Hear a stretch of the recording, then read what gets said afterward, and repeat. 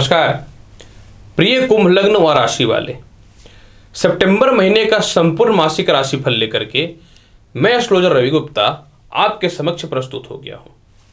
प्रिय कुंभ लग्न व राशि वाले, मैं आपको बताऊंगा कैसा रहेगा सितंबर महीने का संपूर्ण हाल। अगर ग्रहों की स्थितियों में किसी प्रकार की कुछ अस्थिरताएं या परेशानियां उत्पन्न होती है तो आपको कौन सा उपाय करना चाहिए, इसकी जानकारी भी मैं आपको दूंगा। और सबसे महत्वपूर्ण बात मैं आपको यह भी बता दूं कि ये जो मेरा वीडियो है ये लग्न पे आधारित है, अर्थात आपको अपना लग्न पता है तो आप लग्न के अनुसार इस जानकारी को देखिएगा। अगर आपको अपना लग्न नहीं पता है तदुपरांत आप चंद्र राशि या नाम राशि के अनुसार इस जानकारी को देख सकते हैं। प्रिय कुंभ लग्न और राशि वाले, सर्वप्रथम मैं अगर आपके कर्म क्षेत्रों की चर्चा करूं सितंबर महीने का, तो देखिए कर्म क्षेत्र का मालिक जो है आपकी कुंडली में भावेश यानी आधिपत्य जो होते हैं वो मंगल है, और कर्म क्षेत्रों पे जो है आपका केतु ऑलरेडी विराजमान है। ऐसे तो केतु को भी कुंजवत ग्रह कहा जाता है, यानी मंगल के जैसा फल देने वाला। लेकिन कोई भी ग्रह जिस राशि में बैठता हो और अगर उस राशि से उसका कहीं न तो कहीं नैसर्गिक संबंध है तो उस राशि के स्वामी की स्थितियों को देखना अत्यंत आवश्यक होता है। अब यहां पे जैसे कि देखिए क्या है, कर्म क्षेत्र का अधिपति मंगल जो है वह आपकी कुंडली में 6 सितंबर तक मित्रगत राशि और मित्रगत ग्रह राशि स्वामी सूर्य के साथ विराजमान है। परंतु 6 सितंबर से मंगल जो है ये अष्टमेश हो जाएंगे, यानी कन्या राशि में आ जाएंगे। सर्वप्रथम एक चीज को समझिए कुंभ लग्न और राशि वाले, आपका जन्म कुंभ लग्न में हुआ है तो कुंभ लग्न में मंगल जो होता है ये कर्म क्षेत्र के और इसके अलावा पराक्रम क्षेत्र के अधिपति होते हैं, लेकिन लग्नेश के शत्रु भी माने जाते हैं। अर्थात कुंभ लग्न में शनि जो है मंगल को बिल्कुल तौर पे पूर्ण रूपेण पसंद नहीं करता है। हालांकि मंगल कर्म क्षेत्र के अधिपति भी होते हैं शत्रु ग्रह होने के बाद भी। अब यहां पे देखिए क्या समस्या उत्पन्न हो रही है। जब 6 सितंबर से मंगल अष्टमेश हो जाएंगे तो कर्म क्षेत्र का मालिक अष्टमेश हो जाएगा और मंगल का कहीं से भी दृष्टि भी कर्म क्षेत्र पे नहीं है।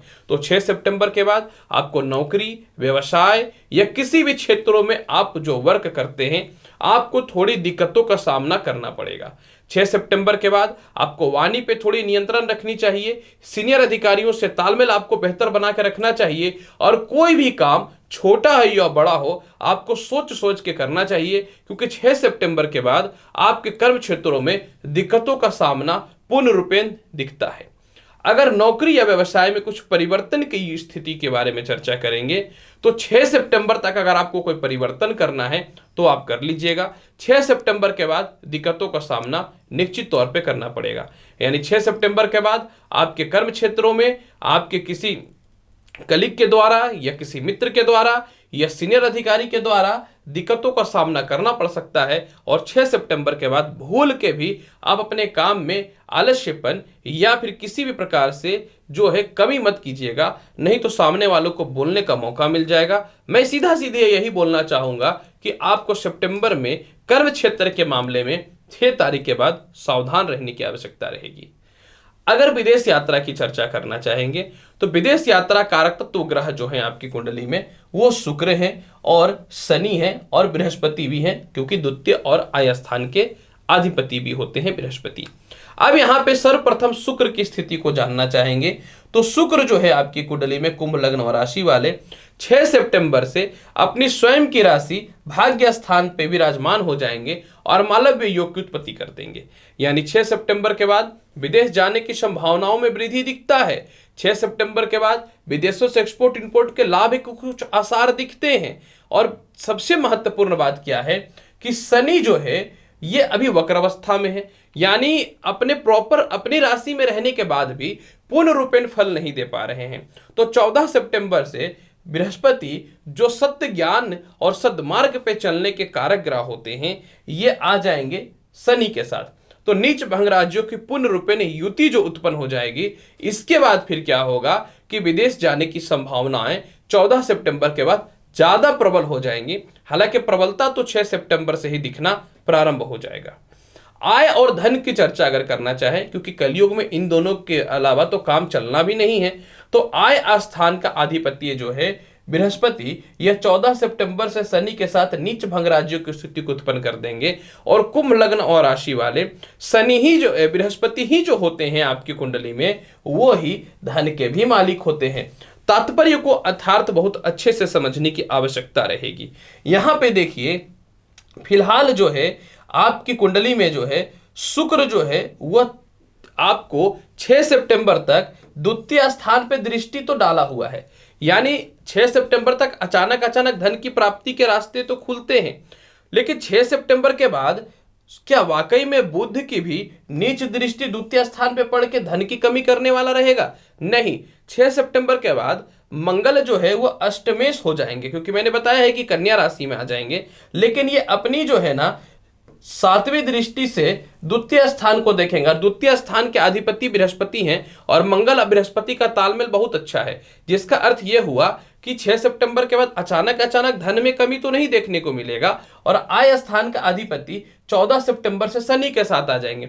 अर्थात यहां पे एक तथ्य समझ लेने की आवश्यकता है कि 14 सितंबर के बाद आपके आय में विशेष बढ़ोतरी के योग दिखेंगे और 6 सितंबर के बाद आपका काम उसी प्रकार से चलेगा, अचानक अचानक धन के आने के बाद, और कहीं जो पैसे फंसे हुए हैं। क्योंकि मैं पहले से ही बोल रहा हूं कि कर्म क्षेत्रों में दिक्कत है तो पैसे के योग में ध्यान लगाना अत्यंत आवश्यक होगा। अगर हम चर्चा करना चाहेंगे आपके जीवन में दाम्पत्य जीवन, लव रिलेशन की स्थितियों का, देखिए दाम्पत्य जीवन कारक ग्रह आपकी कुंडली में सूर्य है। लेकिन सूर्य है तो अपनी राशि में, लेकिन सूर्य क्या है? अग्नि का प्रकाश है। ये जहां बैठता है उस स्थान को जला देता है। इनका अपना मैरिड लाइफ तो खुद सही रहा ही नहीं, तो दूसरे का थोड़ी ना यह ठीका लेकर के रखे हैं। यहां पे एक समस्या है। देखिए समस्या क्या है कि सूर्य जो है ये 17 सितंबर तक जो है ये सिंह राशि में बैठे हुए रहेंगे। 17 सितंबर के बाद जो है ये अष्टम हाउस पे यानी कन्या में आएंगे। तो 17 सितंबर तक जो है सूर्य दाम्पत्य जीवन को थोड़ा सा खटपट और थोड़ी सी अस्थिरताएं और थोड़ी सी परेशानियां निश्चित तौर पे उत्पन्न करेगा। लेकिन 17 सितंबर के बाद जो है सूर्य अष्टमेश हो जाएंगे। तो अब इसका तात्पर्य देखिए क्या होता है, मैं समझाना चाहता हूं। सूर्य जो है 17 सितंबर तक विवाह के लिए बहुत अच्छे अच्छे रिश्ते को लाने वाला रहेगा, क्योंकि जब सप्तमेश प्रबल होगा तो विवाह के तो रिश्ते आने प्रारंभ होंगे ही। लेकिन क्योंकि यह दाम्पत्य जीवन में क्लेश उत्पन्न करता है तो 17 सितंबर तक दाम्पत्य जीवन में थोड़े मोड़े मतभेद और अस्थिरताएं देखने को मिलेंगे। अगर हम लोग चर्चा करेंगे कि लव रिलेशन में कैसा स्थितियां उत्पन्न होने वाला है, तो लव रिलेशन अधिपति बृहस्पति वक्र अवस्था में है। 14 सितंबर से जो है ये द्वादश हो जाएंगे। और पंचमेश जो कि प्यार का होता है, फीलिंग का होता है, उसके अधिपति बुध जो है वो उच्च अवस्था में तो ऑलरेडी चल ही रहे हैं 22 सितंबर के बाद। 22 सितंबर के बाद भी जो है ये जो है लक्ष्मी नारायण योग शुक्र के साथ बैठ के बना देंगे, जिसका तात्पर्य ये होता है कुंभ लग्न और राशि वाले कि आपके जीवन में जो है 17 सितंबर के बाद दाम्पत्य जीवन में सुधार हो जाएगा और 14 सितंबर के बाद प्रेम से विवाह के योगों में वृद्धि होनी चालू हो जाएंगी और परिवार वाले लोग मान जाएंगे। आर्गुमेंट्स या किसी प्रकार की मतभेद या अस्थिरताएं जो उत्पन्न हो रही थी वह आपके जीवन में जो है 14 सितंबर के बाद पूर्ण रूपेण ठीक हो जाएगा। यानी 14 सितंबर तक आपको अपने किसी भी हाल में दाम्पत्य जीवन हो या लव रिलेशन हो थोड़े सावधान रहना है। मैं देख रहा हूं कुंभ लग्न और राशि वाले कि संघर्ष थोड़ा सा बढ़ रहा है आपके सितंबर के महीने में। अगर हम चर्चा करना चाहें संपत्ति का, संपत्ति कारक ग्रह जो है आपकी कुंडली में शुक्र है। ऑलरेडी ये अष्टम हाउस पे नीच के बैठे हुए। आई नो शुक्र और बुध से लक्ष्मी नारायण योग और नीच भंग राज्यों की स्थिति उत्पन्न हो रहा है। लेकिन कोई भी ग्रह देखिए जब नीचस्थ हो जाता है ना तो कितना भी बड़ा योग बना दे उतना बढ़िया फल नहीं दे पाता है जितना बढ़िया एक्सपेक्टेशन करना चाहिए। तो यहाँ पे शुक्र जो है आपकी कुंडली में 6 सितंबर से अपनी स्वयं की राशि में आकर के मालव्य योग बना देंगे। 6 सितंबर के बाद आपके घरेलू प्रॉपर्टी विवाद की समस्याएं सॉल्व हो जाएंगी।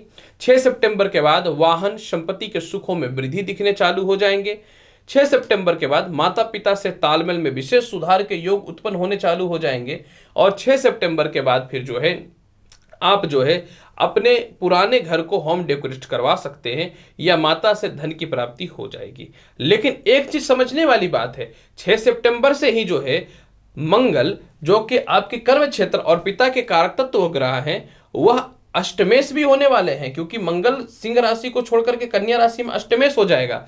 तो आपको 6 सितंबर के बाद पिता से तालमेल थोड़े ठीक रखने हैं, पिता के स्वास्थ्य में थोड़ी दिक्कतों का सामना करना पड़ेगा। और इसी समय आपके जो भी सीनियर अधिकारी हैं, बड़े पद पे हैं, इन लोगों से तालमेल बेहतर बना करके रखिएगा, नहीं तो कुंभ लग्न और राशि वाले थोड़े से दिक्कत निश्चित तौर पे आ सकता है। अगर हम चर्चा करना चाहेंगे आपकी कुंडली में कैसा रहेगा आपके जीवन में संतान और शिक्षा की स्थितियों का हाल, तो संतान कारक बुध जो है आपकी कुंडली में उच्च अवस्था में है, और शिक्षा स्थान कारक भी बुध जो है वो उच्च अवस्था में है, जिसका तात्पर्य यही होता है कि आपकी कुंडली में कहीं न तो कहीं पूरे महीने संतान और शिक्षा में बहुत ही बढ़िया योग देखने को मिलता है। और यही नहीं, बुध जो है 22 सितंबर को शुक्र के साथ पूर्ण रूपेण जो है लक्ष्मी नारायण योग बना देगा, यानी आपके पूरे महीने उच्च शिक्षा के अवसर बहुत ही अच्छे दिखेंगे। पूरे महीने जो है शिक्षा में किसी प्रकार की कोई बाधाएं नहीं होंगी। और 14 सितंबर के बाद वक्री बृहस्पति का शत्रु राशि पे दृष्टि भी समाप्त हो जाएगा, क्योंकि ये चले जाएंगे मकर राशि में, यानी 14 सितंबर के बाद और शिक्षा में बढ़ोतरी, अच्छे योग दिखने प्रारंभ हो जाएंगे। संतान सुखों में वृद्धि, संतान से लाभ की वृद्धि दिखने प्रारंभ हो जाएंगे। अगर हम चर्चा करना चाहें कैसे रहेगा कर्ज का हाल, स्वास्थ्य की स्थिति कैसी रहने वाली है, केस मुकदमा का योग कैसा रहने वाला है, तो देखिए कर्ज कारक जो है आपकी कुंडली में चंद्रमा और शनि ये दोनों है। ऐसे तो कर्ज थोड़े बढ़ रहे हैं, लेकिन कर्ज से उतनी समस्या नहीं है। समस्या यह है कि आजकल पैसे आपके पास नहीं टिक रहे हैं। तो 14 सितंबर के बाद जब बृहस्पति और शनि का पूर्ण रूपे नीच भंग राजयोग बन जाएगा, दोनों ग्रह वक्र अवस्था में रहेंगे, तो शुभ फलदायी रहेंगे। धर्मशास्त्र कहता है कि कोई भी वक्री ग्रह एक जगह का परफेक्ट फल नहीं देता, वो एक स्थान पहले के भी फल को प्रदान करता है। तो तात्पर्य यही होता है कुंभ लग्न और राशि वाले कि आपके जीवन में 14 तारीख के बाद कर्ज की मुक्ति के रास्ते खुलने प्रारंभ हो जाएंगे। केस मुकदमा की स्थिति की चर्चा करेंगे। केस मुकदमा कारक बुध जो है वो अपनी राशि पे पूरे महीने एकदम 22 सितंबर तक मजबूत पोजीशन पे है, और 22 सितंबर के बाद भी मजबूत पोजीशन पे रहेगा। और शनि को तो 14 सितंबर से जो है बृहस्पति नीच भंग राजयोग की विशेष योगों की उत्पत्ति कर रहे हैं, यानी पूरे महीने केस मुकदमा में आपका विजय होना तय है। पूरे महीने आपके लिए लाभ की संभावनाएं होनी तय है। अगर अब हम बात करेंगे अंतिम पड़ाव में स्वास्थ्य का, तो देखिए स्वास्थ्य कारक जो है आपकी कुंडली में चंद्रमा, सूर्य और बुध है। यहां पे तात्पर्य एक चीज है कि 22 सितंबर तक स्वास्थ्य में किसी प्रकार की कोई दिक्कत नहीं होगी। 22 सितंबर के बाद क्या होगा कि बुध जो है वो भाग्य स्थान पे चले जाएंगे, परंतु यहां पे मंगल की स्थिति भी रहेगी। अर्थात उस समय तक तो मंगल 6 सितंबर से तो मंगल प्रवेश कर ही जाएगा कन्या राशि में, लेकिन 22 सितंबर के बाद बुध चला जाएगा, यानी कहीं ना तो कहीं 22 सितंबर के बाद थोड़ा सा पेट का समस्या और हल्के फुल्के यूरिन इन्फेक्शन, दांतों की समस्या और थोड़ी सिर दर्द की समस्या देखने को मिलती हैं। पूरे महीने को बहुत बेहतर बनाने के लिए क्या करना चाहिए? पूरे महीने को बेहतर बनाने के लिए हर गुरुवार के दिन गाय को गुड़ खिलाना चाहिए। इसके अलावा जितना ज्यादा आप हनुमान जी को प्रसन्न करेंगे, यानी मंगल ग्रह को ठीक करेंगे, उतना ज्यादा कर्म क्षेत्रों में स्थितियों में सुधार रहेगा। तो आप पर डे हनुमान चालीसा का पाठ कीजिए, हनुमान जी के चरणों में आप सिंदूर और चमेली का तेल लगाइए, और इसके अलावा घर से निकलने से पूर्व जो है हनुमान जी के चरणों को छू करके ही निकलिएगा, क्योंकि कर्म क्षेत्र को ही बचाना बहुत ही महत्वपूर्ण है। प्रिय कुंभ लग्न व राशि वाले, सितंबर महीने का संपूर्ण मासिक राशि फल मैंने आपके समक्ष प्रेजेंट किया है। उम्मीद करता हूं कि बताई गई जानकारी से पूर्ण रूप से संतुष्ट होंगे। तो अनुरोध है कि आप मेरे चैनल पर नए हैं तो चैनल को लाइक करिए, शेयर करिए, सब्सक्राइब करिए। मिलेंगे अगली वीडियो में और महत्वपूर्ण और ज्ञानवर्धक जानकारी के साथ। तब तक के लिए नमस्कार, अच्छे से रहिए, धन्यवाद।